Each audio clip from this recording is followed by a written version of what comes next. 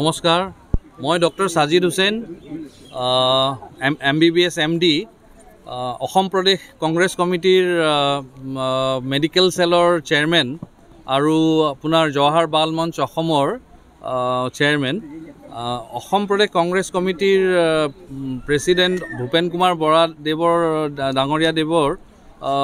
নিৰ্দেশ মৰ্মে আমি আজি ইয়াতে পৰ্বতঝৰা অঞ্চলত এটি মেডিকেল কেম্প কৰিবলৈ লৈছোঁ ফ্লাড এফেক্টেড ভিক্টিমছবিলাকৰ কাৰণে তেওঁলোকৰ ফ্লাডৰ পিছত সাধাৰণতে যিবিলাক বেমাৰ আজাৰ মানুহৰ হয়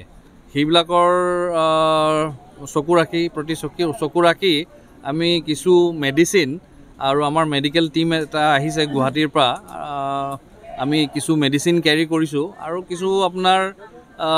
বিশুদ্ধ পানীৰ কেনেকুৱা মানে অসুবিধা হৈ যায় ফ্লাডৰ টাইমত পানীবিলাক জানে আপোনালোকে দূষিত হৈ যায় সেইবিলাক যাতে ঠিক মতন আমি এডুকেশ্যন এটা দিব পাৰোঁ প্লাছ যিখিনি কমন ডিজিজ ফ্লাডৰ পিছত যিবিলাক হয় সেইবিলাকৰ কাৰণে আমি কিছু কমন মেডিচিন কিছু লৈ আনিছোঁ আমাৰ প্ৰদেশ কংগ্ৰেছৰ তৰফৰ পৰা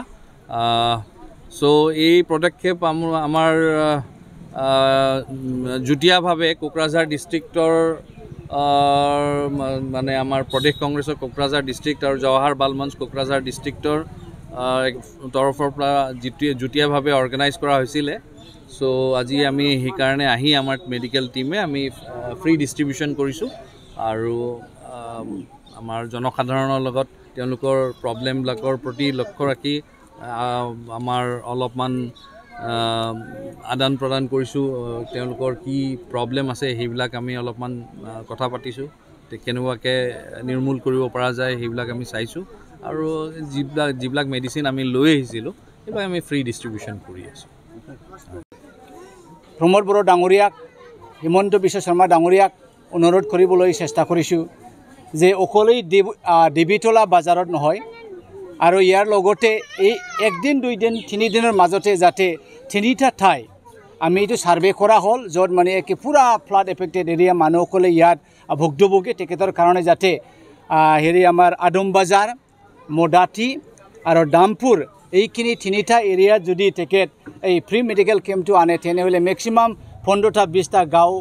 গ্ৰামবিলাক কভাৰ হ'ব এইটোৰ কাৰণে আমি প্ৰমোদ বড়ো ডাঙৰীয়া যাতে এই নিউজটো পোৱাৰ লগে লগে আপুনি আপোনাৰ মানুহবিলাক ইয়াত পঠাই দিয়ক সাৰ্ভে কৰক আৰু এই যে ফ্ৰী মেডিকেল কেম্পটো আনি ৰাইজক উপকাৰ কৰি দিয়ক আমি এইখিনি প্ৰমোদ বড়ো ডাঙৰীয়ালৈ অনুৰোধ জনাইছোঁ